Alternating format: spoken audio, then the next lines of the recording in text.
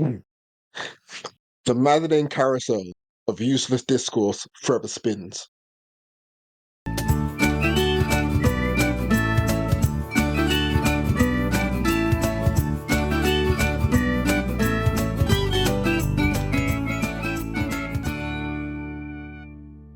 What's up? I'm not gonna lie, I thought that was gonna be like an extra 10 seconds longer. It like Me stopped too. way too quickly. Me too.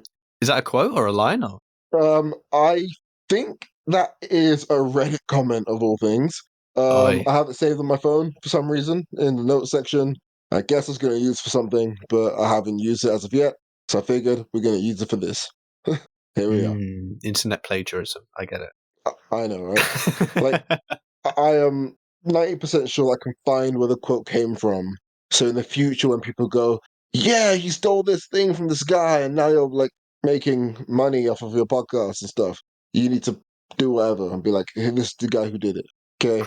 Credit given. Yeah. There we go. Welcome to City Waits. welcome. This is a mental health podcast. We talk about things in the realm of mental health and mental illness and things like that. This includes things that are potentially triggering, such as ADHD, mental health in general. Okay, how about that?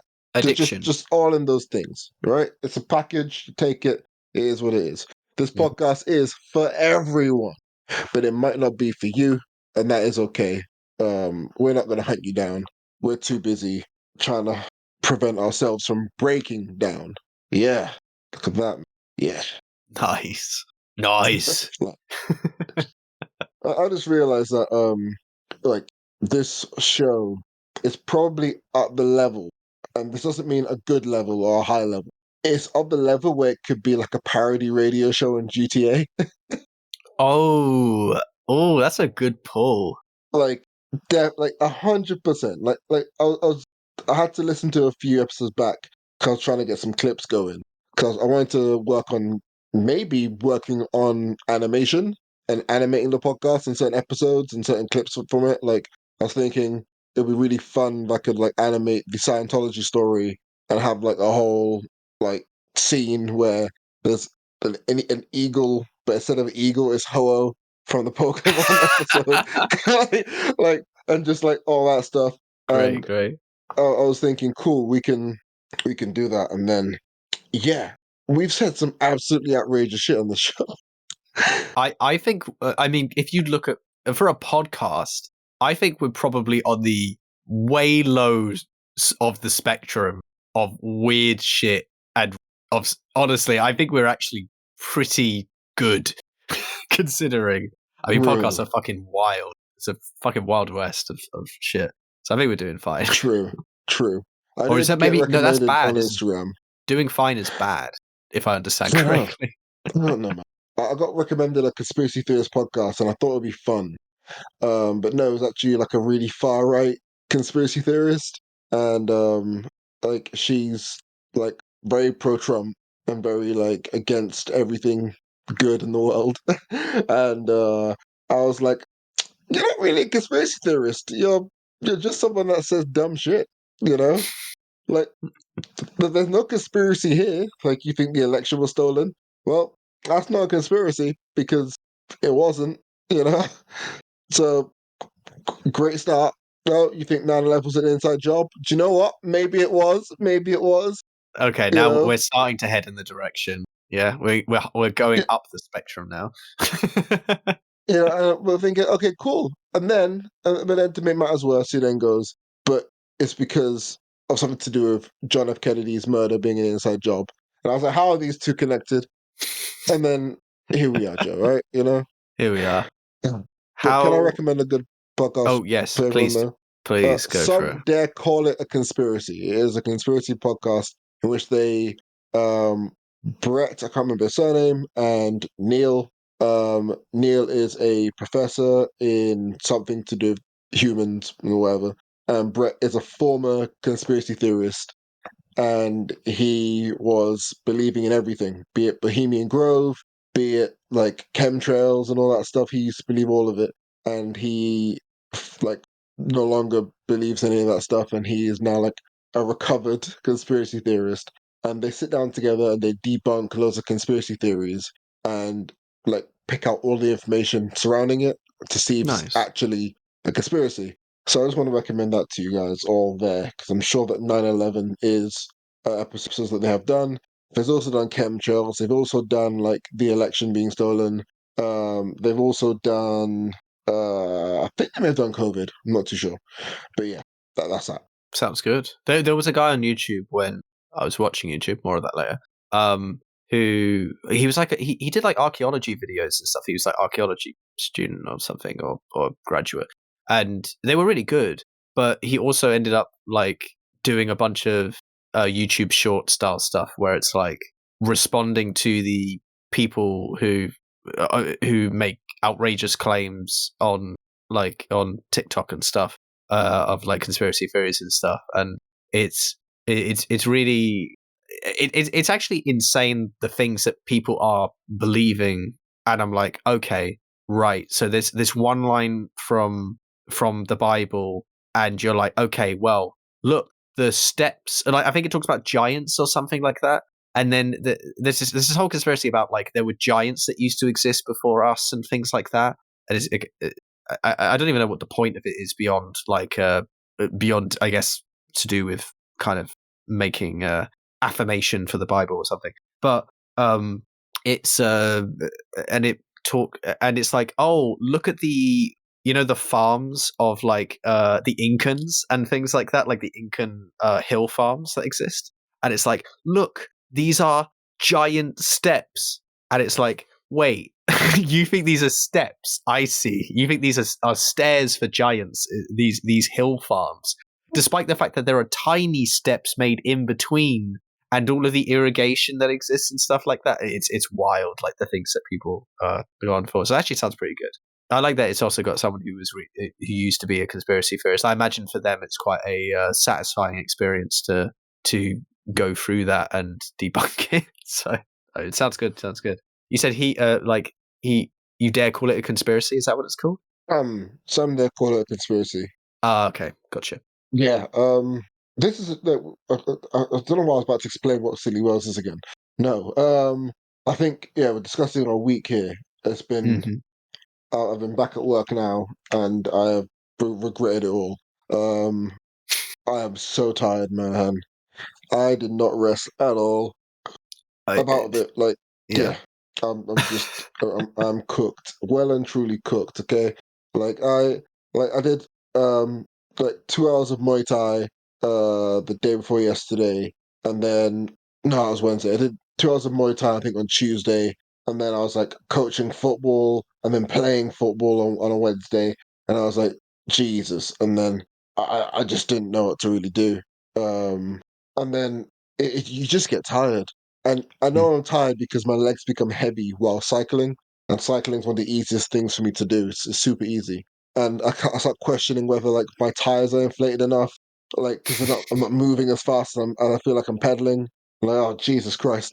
And yeah, you're just well and truly cooked. I set out today to catch for my football coursework.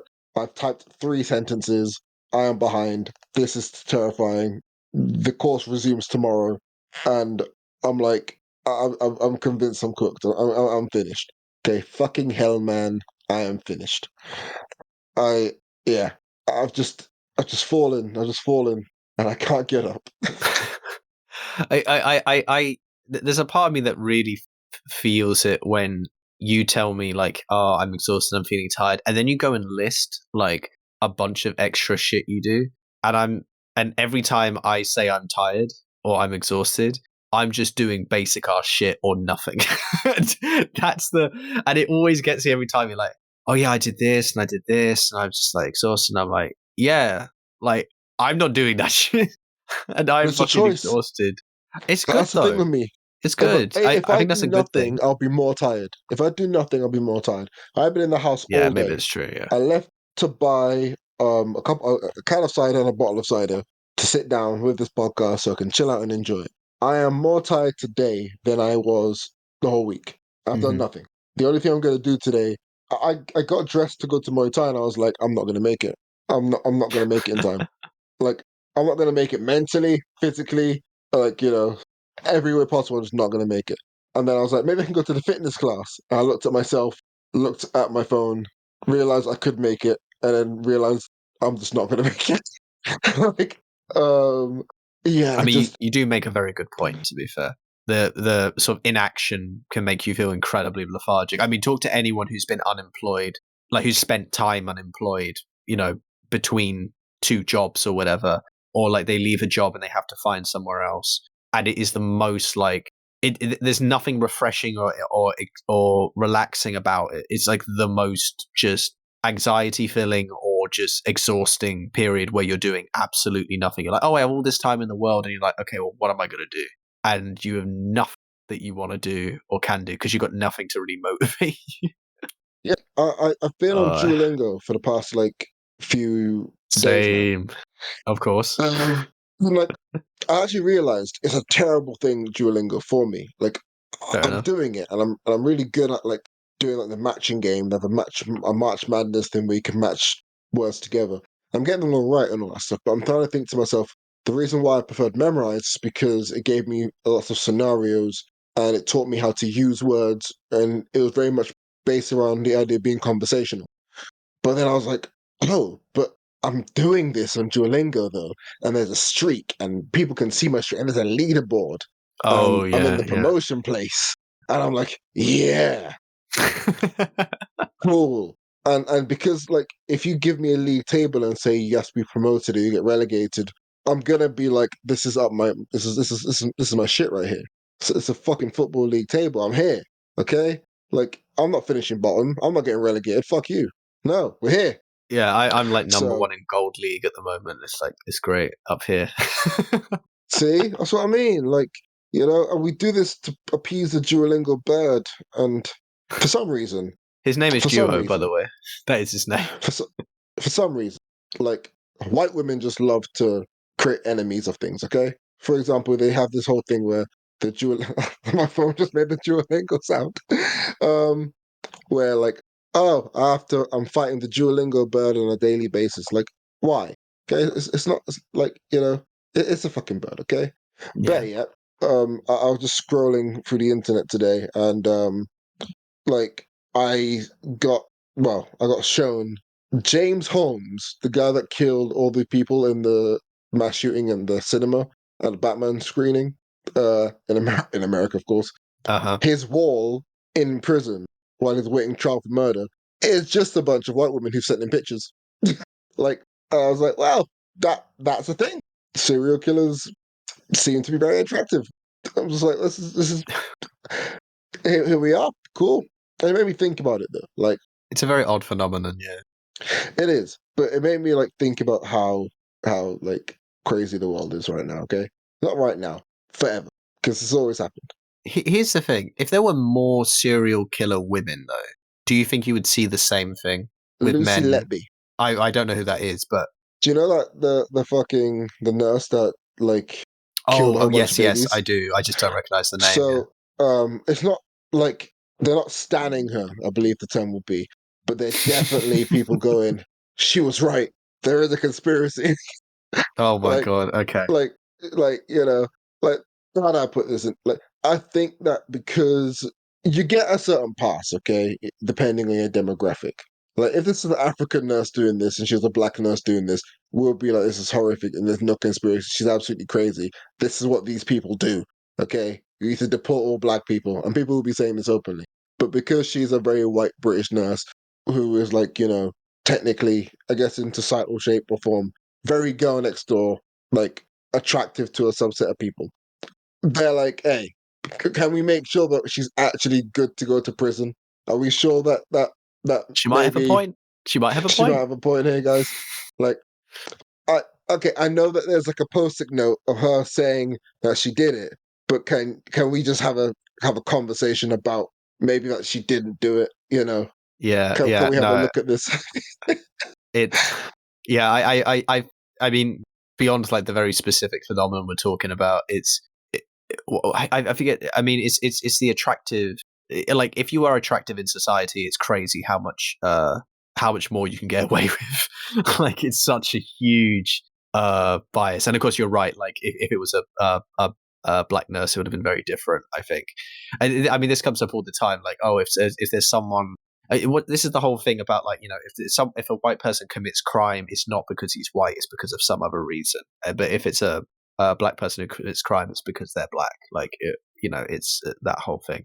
Where it's like, yeah, it's oh yeah, there must be some kind of explanation for why this happens, or whatever, that because surely she should function like a normal individual. So maybe she's actually onto something and all of that crap. Yeah. But yeah, the attraction thing is definitely a thing. Like, if you are attractive, it is odd how much people are willing to overlook. I mean, to be fair, it's very similar to like is it nepotism? It's the one where, like, specifically, like, it's a friend of yours, right? And it's because I know there's a difference between it being your family and like your like children or something like that versus like a friend. But either way, whatever word is appropriate.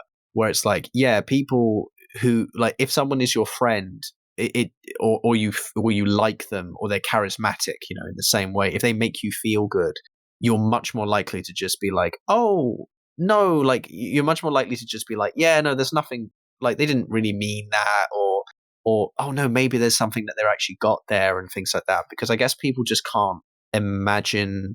I guess it's just the thing of, like, well, I've established in my mind that they're good because I like them, so therefore, at a fundamental level, not I don't want to be wrong, but more a case of just simply, like, I've already established they're good, so they must be good, kind of thing. Like, very Very primal much like feeling.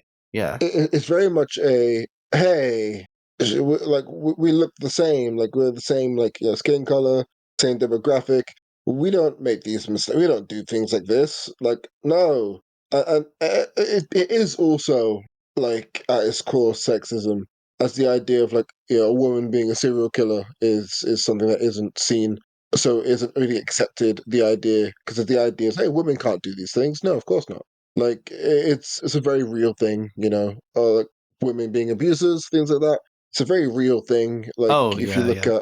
if you look at like women on men violence, if it's like a very public thing, it's very quickly made into a, oh, they were both bad for each other thing. However, if it's, vice versa, it's he's bad and he's this and he's that. And you know, we gotta reach a point where there is that mode of, like, straightforward thinking with it all. And it's especially when it comes to any form of, like, abuse, power trip, anything like that, that anyone's capable of doing it. Hmm. And the way that people can become better from doing it and learning that, like, from the mistake of doing it, is by understanding that they can do it. So Yeah. Well, there's there's the also idea that, no, go for it. I was gonna say, like, there's the idea that, like, I've met lots of people who have it in their head that they can't ever be the bad person Hmm. in a relationship or in any sort of situation. So their idea is like, oh, like, every single person has been a dick to me today, and, like, it's all on them. It's nothing to do with me. And, like, it's somewhat narcissistic, but it's also more like, in their mind and in the minds of a lot of people in their lives, they can never be anything more than a victim of something.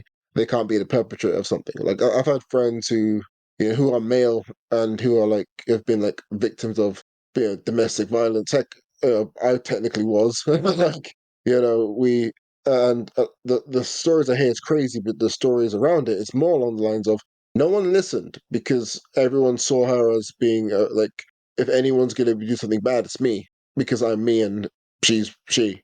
It's like, Mm. look at that. But always look out for that. Like, I don't have, like, many red flags, but when people complain about everybody being assholes, the quote that comes to my head is this: like, if you meet one asshole, you meet one asshole. But if you go for a day and meet loads of assholes, you're the asshole. Right. Like, Yeah. that's the only, like, thing I go, oh god, red flag to, because if someone complains about, like, everyone around them being dicks, you kind of have to start thinking to yourself, well, yeah, odds are you might be in a Truman Show scenario when everybody's an actor or whatever, but it could just be that maybe you're the person having the off experience and you're the person having the off day, you know? Yeah, I mean, to be fair to that statement, though, there are definitely people and scenarios where they are surrounded by, certain kinds of communities and stuff where they're, the general vibe is bad for sure. But I agree with you where I think the intuition initially is, people were shitty to me because they were shitty, not because I made them be shitty. Do you know what I mean? Like the idea that you were the cause of that, because you're not going to see, because you can't read yourself that way. I think a lot of the time, or at least you can do, absolutely, but it's not like a natural response. You have to be quite aware of what you're doing. You have to be aware that you could be interpreted a certain way, or misinterpreted a certain way, I suppose, as well. I mean, there's more shop talk, but there are definitely people who come in, and the way that they interact with me, if I was so inclined, would inspire in me a negative response, right?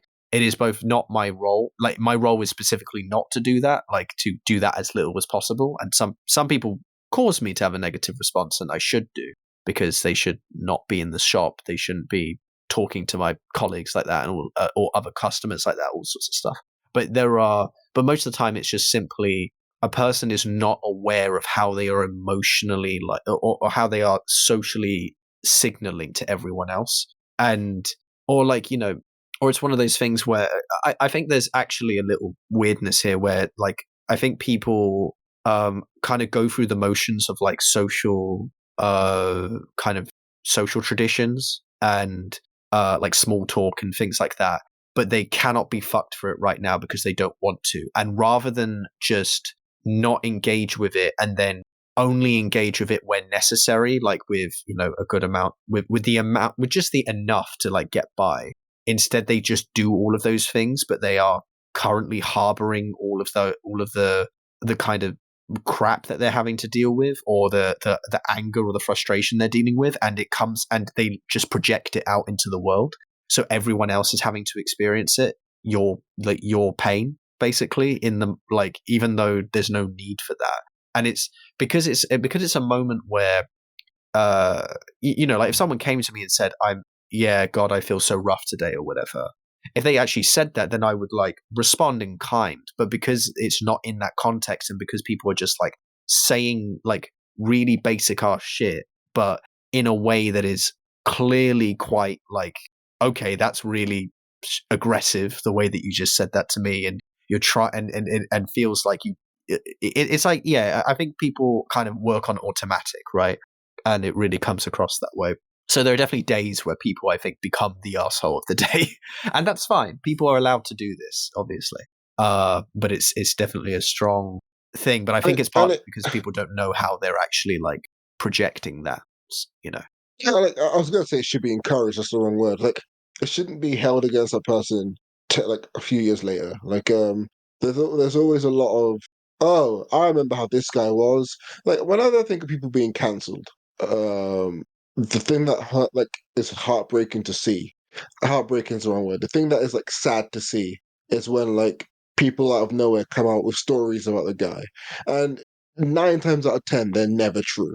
Um, but they'll say like, "Oh yeah, he was rude to this person. He was really rude to me," and they're like, "But people, everyone's a dick. Like everyone has been a dick to somebody out there. Most Like people are, yeah.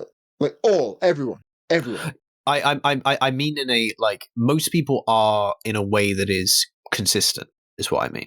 Like every single like adult age person, especially living in like London, where you are, like up there, so like everyone has been a dick to somebody. It's Yes, why absolutely.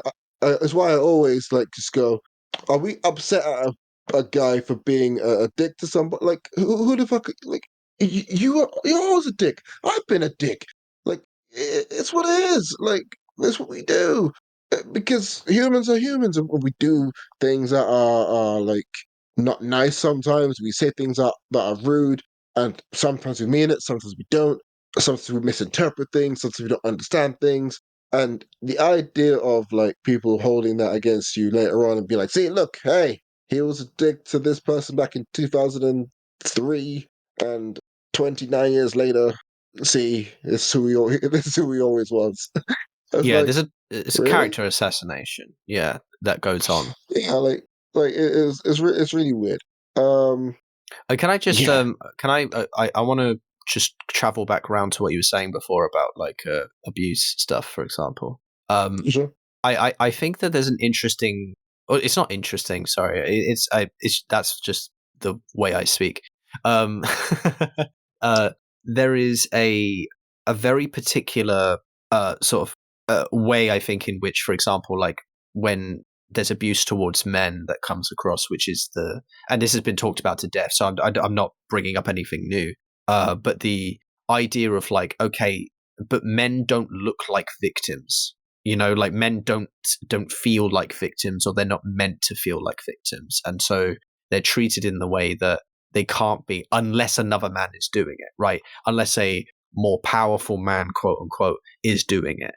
Someone is a more aggressive man or whatever. That's who's doing it. But if it was, your girlfriend, for example, if you're a cis guy and it's your girlfriend or whatever, that the idea of that in that scenario um, is kind of like, well, one, they can take the punishment most likely, but also the idea that the the the idea that they could be a victim feels wrong. But here's the interesting part of that statement is the reasoning of why would it be that someone couldn't be a victim in that case. And it's the reasoning is actually because of the fact that men tend to be stronger and more capable of reacting violently than women in cases where they are being abused. And again, this doesn't have to be physical abuse; like this could be verbal as well, and emotional and all of this sort of stuff. But the idea is kind of what is nestled within this idea is the fact that, well, you could strike out yourself, you could react, and quote, and in theory, end it by telling them to by being aggressive and angry and physical and violent, which is just a horrible way to paint, like beyond what already is horrible about everything I've said up to this point. That's particularly bad because it paints the idea that that the reason why, like, that a man in some way is not being a man, or is not acting as a man should, because he is not being violent, or he is not reacting in a domineering, overpowering kind of way because he could, which again is a very like strong, like assumption based idea, and really like hold into notions of like bioessentialism and stuff like that. But one of the things that but again, it's also that idea that, like, yeah, no, a man couldn't have emotions that could be, fucked with, and that there's no such thing as like having triggers, and there's no such thing as having dependency, a toxic dependency. There's no such thing as like that. There's almost also a weird thing where there's no such thing as a man could make the mistake of being in that position without the ability to defend himself or do something about it, which again is a very odd, like, rising up of men, but also in doing so completely and utterly imprisoning them, which is a lot of what toxic masculinity does. It's like literally like rise you up to imprison you in a state of being. And the idea that, like, oh yeah, no, well, they could do something. They should be able to do something. It's crazy. Like, it all comes from very similar places, I think. Right? It's just the way that it ends up like expressing itself in society is in these very different ways, but they all, if you look at it, have a very similar like source point of, well, this is what men are, so therefore this is what we expect of men, and this and men doing this, men succeeding, for example, is a natural thing, but also the idea of men not succeeding is not a natural thing, right? The idea, like, and so therefore there is this emphasis in the dichotomy of the contrast, I guess, that exists, that creates these really not very complex, really, but complex relationships, but not complex statements. In fact, incredibly reductive and simple statements that have no bearing on anything. So yeah, that's all I wanted to add to that. It's just like you really like inspired me with the way that you were speaking about it. Like, there's a whole like, here's the thing. I think when you talk about anything to do with men in general, you run the risk of being typecasted as an alt-right podcast really quickly. Yeah, You'll but be, I think we've been very yeah. clear about how we're talking about this. I don't think, Oh, you'll be you know. surprised. Like, Oh no, I I can, understand. I understand. yeah, I can make a damn near guarantee that in the future, um, I specifically would probably be called like an alt-right guy, while also being called a cultural Marxist by somebody else. I'll Yeah, probably be a called like, you know, woke yeah, I'll Illuminati, be whatever the called term like is. from every single type of the spectrum, especially because I want to interview people later on, and like knowing who I am, I know what I'll do. I'll have Jeremy Corbyn on one week and Rory Stewart on the next. You know, like like these things are gonna happen, and well, like if you listen to enough episodes of the show, you can probably gather what we think and how we think. You know, it's not hard, but then it's difficult because if you want to speak about a subject that is built upon a lot of emotions and built upon a lot of like witness statements, I guess. So we just see things and we go, "This has happened, so this is how it is for everybody." And a lot of generalization, a lot of like unwillingness to understand. It's very difficult to discuss. Like even us talk about toxic masculinity here, like it requires a to actually do it justice. It requires the ability to say, "Hey, these are the things that you know probably shouldn't be said about you know like young boys and things like that." For example, we probably shouldn't chastise young men who want to dress in a certain way, and the people who chastise these young men are often women, and it's not good. We should probably stop that. That's a bad thing to say. Like you're going down a bad road when you say that because actually, what it is it doesn't matter. It matters that you know Yeah, growing up, yeah, yeah, the homophobia that I faced growing up came a lot from women claiming that you weren't being a man because you liked pink and things like that. It's like, Jesus, help me. But yeah. that's seldom When discussed. you don't even have a sexuality, like, Yeah, you yeah. know. But yeah, how's your week? Oh, okay. We're going into it. Um, the YouTube side of things has pretty much stayed intact so far. Um, it is so it's actually funny that I was also listening to stuff and completely without realizing I was listening to stuff and engaging with content, which was where like there's sort of D&D related, by the way, with like a character and who was like two characters, in fact, who were both like dealing with sobriety and dealing with addiction and stuff like that. And they'd like invented like a mechanics system for it, like an in-game mechanic around it, which I thought was really cool. And they actually explained why they did it that way and all that stuff. And they had like sensitivity consultants for addiction and stuff, and they helped come up with it and things like that. Really cool idea, and really like fits. And also, it's quite a good way of you know, sort of representing that in a game that definitely doesn't need it in a mechanical sense. Like, you don't need to make that up for like people to play a game, but for the purposes of like narrative and things like that, and for the characters, it was something that they really wanted to push. So great. And the one of the things that came up with like what they had obviously learned themselves through this is about it, and which I very much agree. It's just when something like that is taken away. And I think I've actually kind of a more sort of personal note on this. I've talked about this with my mum before, and we've had conversations about this, and she very much agrees with me on this sentiment, which is how much of the feeling of addiction can be tied, or not the addiction itself, but like the moments in which you do it, the triggers for it are tied to things like boredom, and tied to like kind of those moments where your brain has to do something to stimulate itself, basically. And so much of the like moments where you act with bad habits towards, or addictions more kind of concretely, towards doing a certain thing, is in many ways so heavily attributed to the fact that you're bored and your brain can't stand it and it needs to do something about it. And so one of the things that comes up a lot is that people become excruciatingly bored when they attempt to like go about sobriety, right? In whatever form. I'm using the word sobriety, but I'm using it to refer to any form of this. In my case, YouTube sobriety, if you want to think of it that way. It immediately becomes clear that some of my procrastination, for example, hasn't disappeared.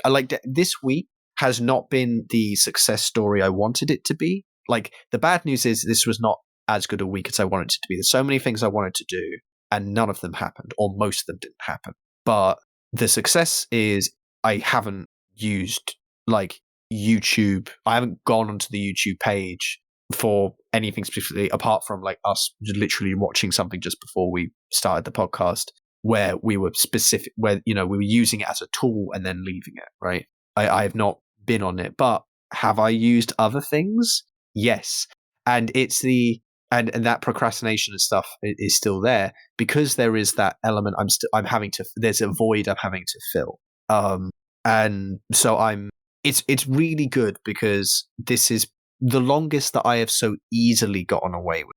So gotten away with it, like gone through without doing it, you know. And I guess this is like my week anniversary of it. So cool. I don't consider the first week as big a success personally because I know that the second week is going to be harder, and I also know that the third week is going to be particularly hard because I'm also going to be in Tunisia and I'm not going to have anything specifically to do. So what's going to happen in that time period? You know, like how, am I going to like slip back into those habits because I'm in a space where I haven't got anything like directly driving me beyond, you know, being in a nice place, you know, where there's lots of things I could do, but eventually, you know, the thoughts come back in. So I you know, I'm damn, I really want to say quietly optimistic, but I'm getting annoyed at that phrase for myself. I'm getting annoyed by my own tagline. But there is very much this sense in my head that like I'm happy with this, but you know, the things I always knew which existed behind the addiction are now becoming more and more clear. But it's because it's not there anymore, it's more clear to me what's happening, and it's more easy for me to kind of say, okay, I notice this being a thing. I'm going to try and cut that out a bit or at least reduce it. And there's also elements to where I'm like, actually, that part I don't mind. Like what I filled this with, even though it's not the greatest thing in the world, I'm happy with that. Or there's a limited amount that I can use that. So it's okay. Because when I get to the end of it, that is no longer going to be a thing. So what's the next thing afterwards? I don't know. But then I can actually like very kind of curate, I guess, what my behaviors are, because I'll notice it and be like, okay, yeah, no, I'm not going to, this is a new thing. I'm not going to start going down this road again. But I have like, I've learned to appreciate to appreciate the moments where like, hey, I like listening to music and stuff and then just having that on, or, you know, gaming or any of those sorts of things. And it's not all in the realm of what I want to be doing, you know, day to day, but it is definitely such a divergence, complete opposite, divergence from where I was before, that I'm excited to continue that. So that's been a big thing. Having said that, didn't go to rock climbing. I literally yesterday I was like really grumbling about this because I was so internally conflicted about wanting to lie about that I had gone and things like that. I haven't gone. To be fair, I did have like I went out on Saturday, had a really good time, did a lot of dancing. You know how I am, Alex. And I've only gotten more over the years. I've only gotten more energetic when I go out, and a bunch of people who had never seen me in that space before. In fact, none of them had, because Kessis and Demi were not involved in this. All saw me do this for the first time and were shocked. They were shocked that I knew music that they weren't expecting me to know, and loads of other things. Yeah. This phrase came up, which I've heard many times. I was called black yet again by a black person. Which is just secondary school all over again, like of people describing me as being black. It's hilarious, and it's funny how often it comes up. I get where it comes from totally, but it's just amusing because it takes me back so much. Because obviously people just don't expect that, especially. And also it's like a very vague statement. It's like, what does that even? That will be another podcast one day when we discuss all of that shit, I imagine, and very controversial. You do 23andMe, find out that you're 20%, like you're not even 2%, you're 20% like Nigerian. 20% Nigerian. Yo, Dad, what is going on? So ancestors you're not telling me about. No, like uh yeah, so that was really fun, but it left me, especially after that, the last weekend, which was quite difficult otherwise, fucking like I had the most leg pain. I had such bad leg pain and back pain, and I was like, this could not be worse for climbing. So on Monday, so I was like, okay, I'm not doing it on that day. And then by the time it started to soothe up on Tuesday, I was like, okay, I don't actually right now see the point of going to this because I've not got very much left in this month. I'm not even here for some of this month. And I also want the next week, like the week coming up now. It's the 19th, by the way, of April for listeners. The next week coming up, I want to be prepping for the holiday, and I want to like get a bunch of shit for the holiday sorted and not have to worry about that at all. So I'm like, which is going to have to involve me going like shopping and stuff like that and looking stuff up. Also, I'm really, really looking for jobs right now. Like I'm in a big motivational thing for it. And also I decided that, when I did get rid of YouTube, that this would be a thing that I put a bit more emphasis on. So just a bit too much is going on for me to want to do it. But I've made the decision knowing that when I come back, I will do it. And you can fuss me about it as much as possible. I will go. Like, I'm not like sometimes when I get into these spaces, I'm in the situation where I'm going, oh yeah, I'll get back to that, and I know in the back of my mind that I'm not. Like I'm kind of excusing myself away from it. This is not the case. I'm still very much motivated to do it. It's just a case of there's enough going on and enough like time has passed where I've not done it because I was ill or because my muscles were really bad or something like that, where I'm like, okay, you know what? Let's not rush this. There's no point me making myself do this for any reason other than to just, do it. Which I get the reason. I get the absolute like reasoning for why just doing it is a good thing. We talked about motivation a few episodes ago, and like going to the gym is the most difficult part of the experience. Like once you're there, it's so much easier to do it. So even if you've got to do nothing, just go anyway. I have every intention of going, and I still have that feeling and everything. That's kind of been my week. Apart from that, like there's not much that's actually happened. Pretty much all of it has actually been this sort of internal mental stuff. And yet, I will say yesterday, like because we were going to do the podcast yesterday, or sort of unofficially, I think we decided we were going to do it yesterday. And then you asked me again, like, oh, could we do it tomorrow? Like, do you want to do it tomorrow? And I said yes. Or you said like, oh, we can do it today or tomorrow. What would you prefer? And I said, actually, yeah, could we do it tomorrow? Because yesterday was honestly, I felt a lot worse. And I think the cadence and overall experience of this episode would have been very different yesterday compared to today. Just when you let yourself down a bit, it really does get like when I let myself down, it gets me a lot. And so I'm kind of glad that after everything, didn't get any sleep that night before. To be fair, I didn't today, but somehow I feel really good. And today has been lovely. The weather's been wonderful. There was a moment of like summery calm where it felt like there aren't that many people around.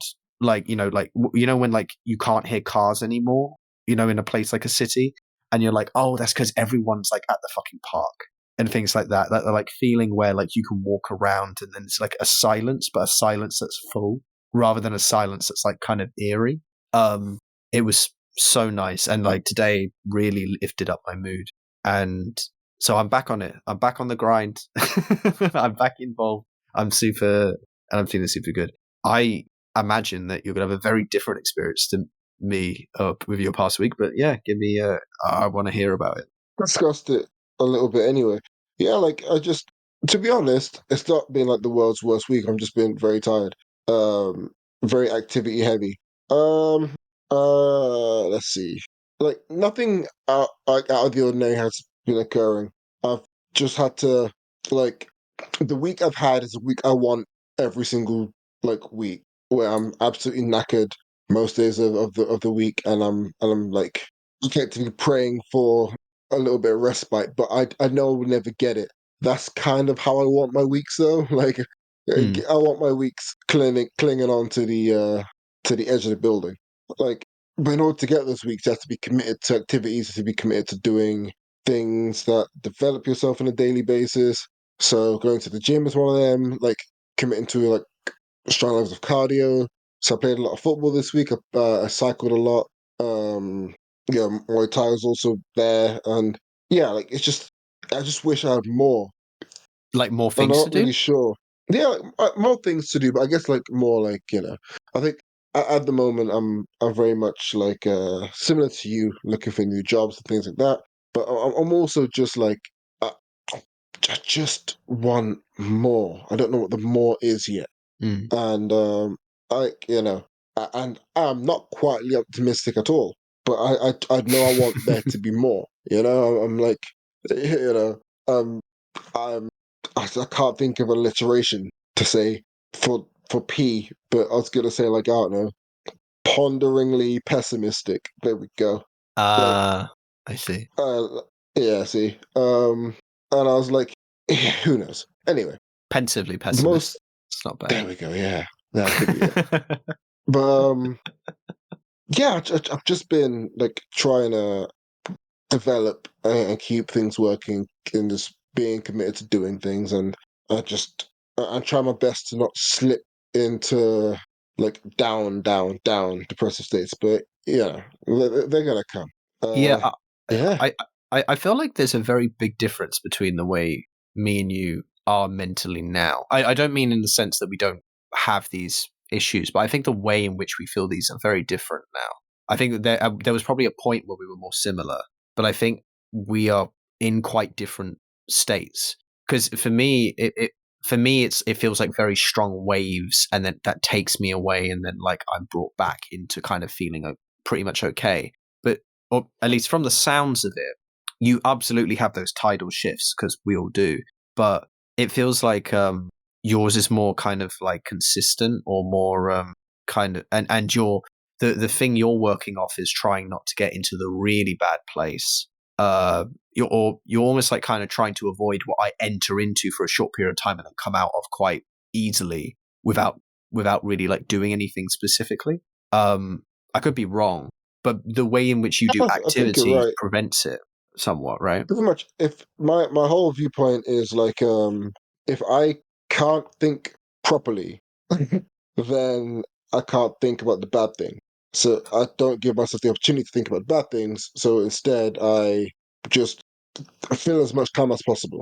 You know, oh, this Hmm. podcast is 2 hours long. Perfect, we're in. Like, kind of that's gonna be 2 hours past, and then we have to think as much about bad things that you want to think about, you end up losing that time. Or it's like a case of, oh, this YouTube video is like only 6 minutes long. That is shit, not for me. Oh, 53 minutes on the exact same subject. Yeah, we're in.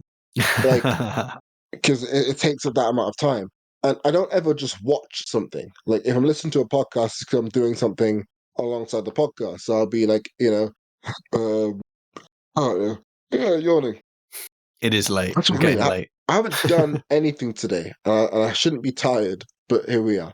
Mate, but Um, that's how I always used to be. Like, especially when I was unemployed, I was constantly in a state of fatigue, but not having done anything productive or interesting that day or anything exhausting. It's Jesus weird.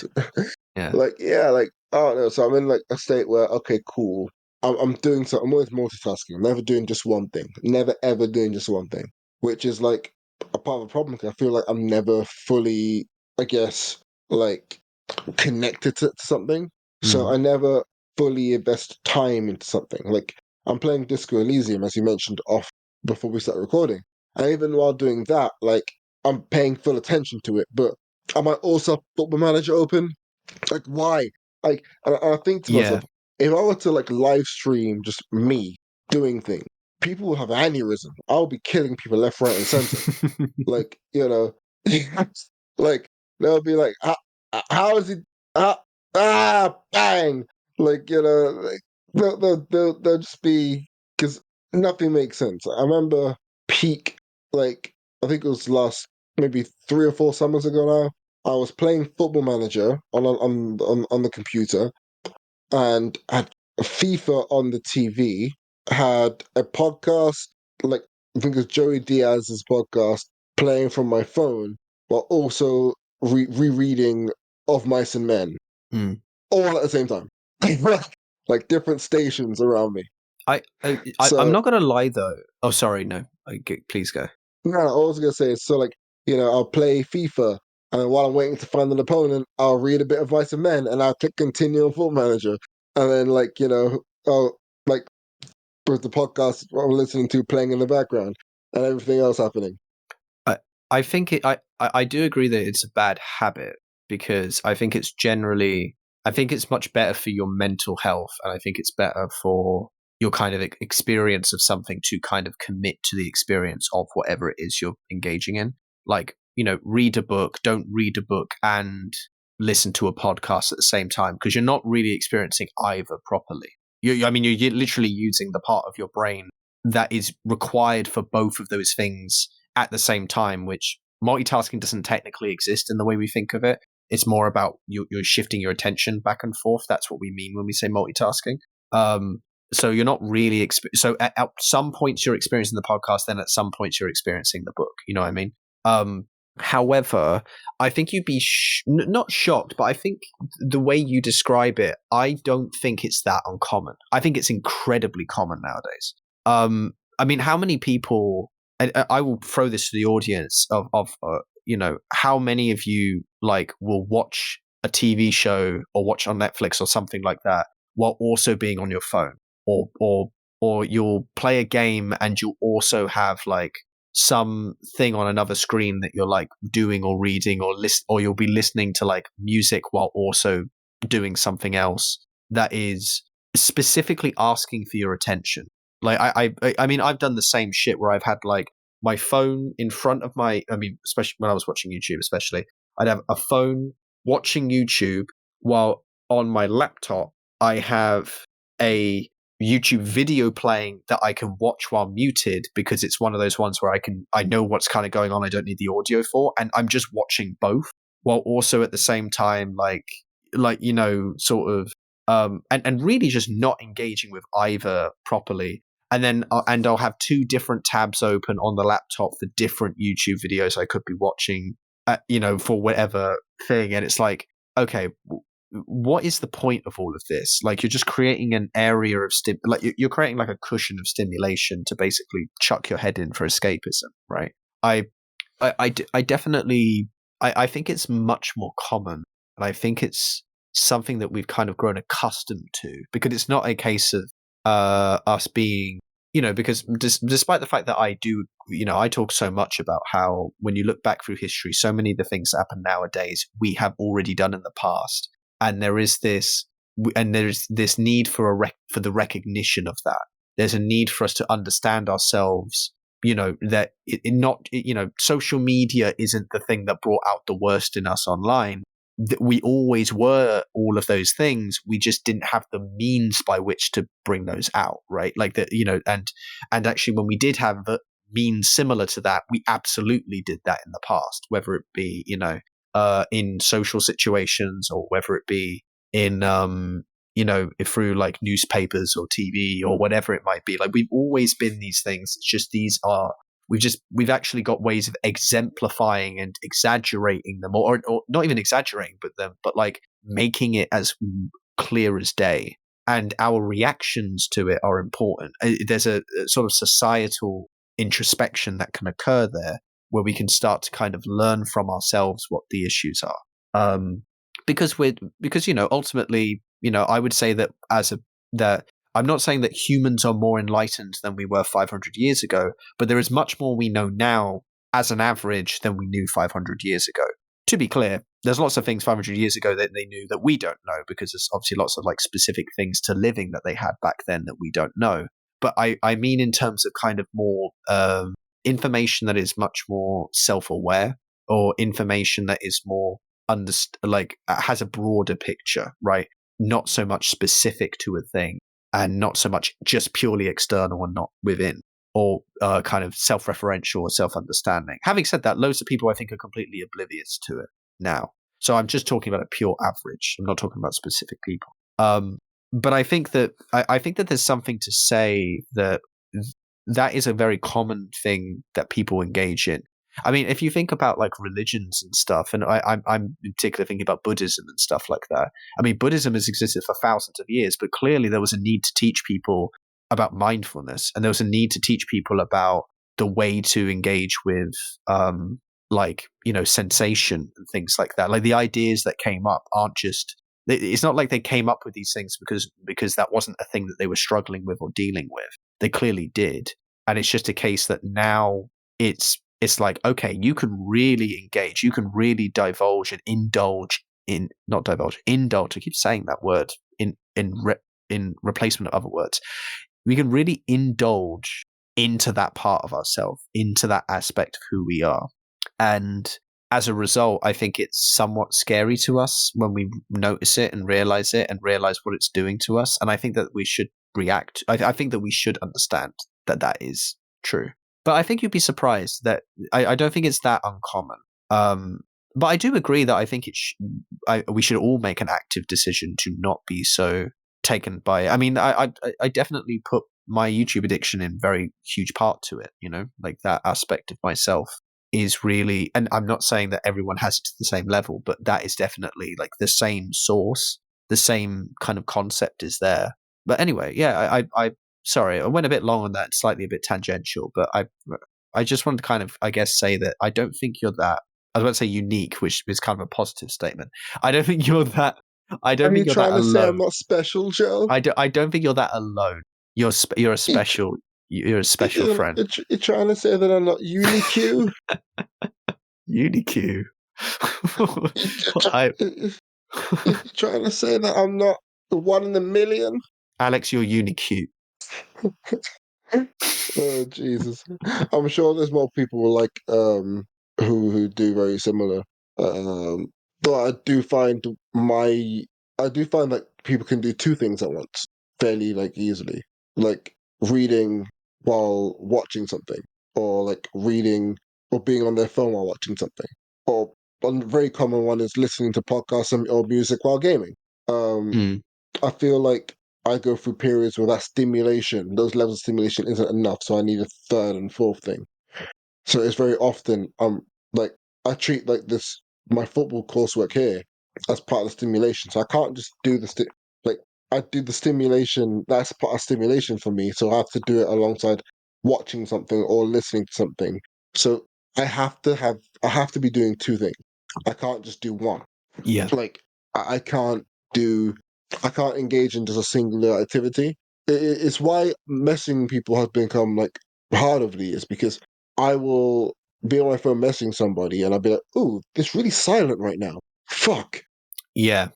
music." And then by the time I go to the music and I'll be like, "No, I want a podcast." Okay, the football ramble, cool. And have I listened to this one recently? Yes. Okay, I have to figure out where I was in this episode because maybe no, I didn't. Okay, no. Okay, fine. Press play, and then what was it? I'm gonna play Pokemon Masters EX, and the next thing you know, I'm like, oh yeah, messaging that person, bam, yeah, like, and it's something really like innocuous, like, haha, we should reschedule when we're supposed to meet up, but that's taken 6 hours. Yeah, no, totally. But I think your statement where you said we talked about the silence, I think it's probably one of the most I was trying to remember the word, but I can't think of it right now. Relatable. It's probably one of the most relatable statements because I know exactly what you mean when you suddenly become aware of a silence that which feels alien and wrong to exist, even though there really is nothing wrong with it, and in fact, it's incredibly natural. But we find it, I think, in the world we live now, I think we do find it quite scary, or we find it disconcerting. I mean, I know that a lot of my social anxiety came around silence, like when nothing was happening, and it's like, why? Like, and and I think the biggest part of it is that the idea of what silence is in that moment is what is drawing the brain into like really into like anxiety or cause or creating these moments where you're like, oh God, and you start going down rabbit holes and you're like, okay, I want to turn off this fucking track in my head. This is not great. And so you're Yeah, like, and again, people have always done this. Like people have the number of people who ramble because they just don't want a silence to be there in social conversations has been going on for fucking eons. like that's been a consistent thread. Like you meet people like that, and then you meet people like my dad who are just like the most comfortable with the silence possible and have no problem with it. And it makes people around them feel like they're either like it makes them like the idea that my dad could be an aloof individual to people is crazy. But I can imagine people thinking that of him in certain situations. Generally, in social situations, he's nothing like that.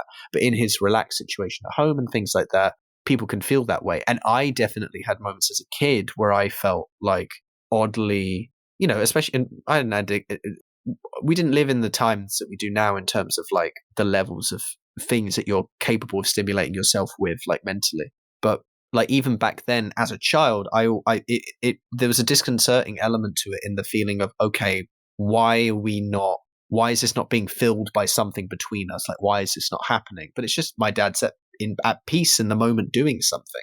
He's not bothered by like that, that feeling, and he doesn't have the feeling of like I don't think he has the feeling of like awkwardness, I guess, with that, which, where that comes from or how he feels that way, I don't know, but great for him. And there's nothing wrong. So I definitely think there's an element there. And that silence is, as the silence is deafening. I really like the phrase like a deafening silence. I think that's such a good way of Yeah. describing the cacophony of noise that a silence makes. It's such a good way of like relating that to the experience in your head. It's brilliant. Yeah, like I think wanting to fill the silence is one of the like urges that people have now. So I have been the person who tries to fill it. I've also done my best to not fill it and see what happens. Like even if you listen back to this podcast, which I think you do still, um, Yes, I do. there's no gaps in like there's not like we have pauses in our conversation, but there's no gaps in it. Like it's Oh, very much a bam bam bam. If yeah, you noticed. I've no. It was the first times that I was listening to this, it was very odd, especially when I started noticing it more because it really threw me off because I was like, that we definitely don't talk as fast as this. Like we have moments where we think for sure, and I was like, that's weird. Like, but it makes it sound more. It makes it sound better from a production side of things. Like even like listening to it, Yeah. it sounds more engaging. Like for sure. But because you never, I think, mentioned it to me that you were going to do that kind of editing or whatever, I and I didn't was, know I was gonna do it. yeah. Like, yeah, it's called truncate silence, and it's like a thing on Audacity that you can do, and it's like a part of an editing guide that I got, and I was like, okay, cool, I'm gonna do this. What does it do? And I did it, and I listened to like the first 10 minutes back, and I was like, whoa, these replies are really snappy. Hmm. I hate it. It doesn't sound natural. So then, like, I toned it down a little bit, and I went online, found the perfect setting for it. So I found it where it's like, if you know us personally, you might hate the conversation we're having because then you go, because you've probably seen us both speak to each other in real life and go, these guys are pauses, and their pauses carry a lot of emotion. But then that's because you see us personally. But someone who, for example, you, right there, yeah, I'm talking to you, the person listening to this right here, right now, okay? Okay, not you, Ryan. The other people listening to this show, okay? Yeah, okay, you guys, okay? Like you listen to this, you never met us, you never spoken to us, and if you have, then I'm sorry. But like the whole thing is, this is what engagement is. It's very snappy. It's very quick. There's always something there to keep you engaged with something. If the pauses were left in, and we had like an awkward moment where like we just stay quiet for like 5 or 6 seconds, like you'll be checking your phone and be like, "Is this thing broken?" And the amount of times I've found myself doing that for podcasts where that isn't a thing, like where there's like an awkward silence for like 5 or 6 seconds, it's like, oh Jesus. In the future, I think I'm gonna drop it. I'm gonna drop it in the future. Mm. Just because I do yearn for that natural feeling from a show. And I enjoy the pauses, and I don't know whether I need to lessen it or just remove it completely. But in the future, at some point, I will like drop it completely because at the moment, its best features that it cuts down episodes by about 6, 7 minutes.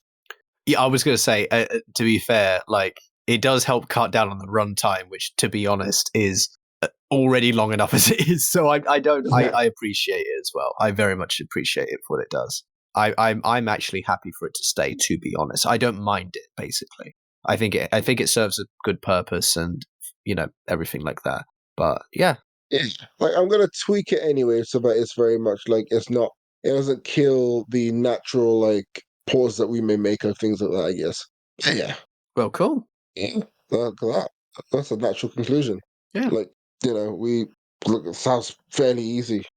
I was trying to think of a joke to tie back into Lucy Letby, but Just but let I it had be. Let it nothing. be. It's quite funny. Oh man. Would you, Joe? Would you? I honestly don't remember what she looks like. I kind of do, but I don't really. And no. So that's a yes. That being said, we're gonna take 2 steps in the rear and get out of here. We're in the wind. See ya. Love you.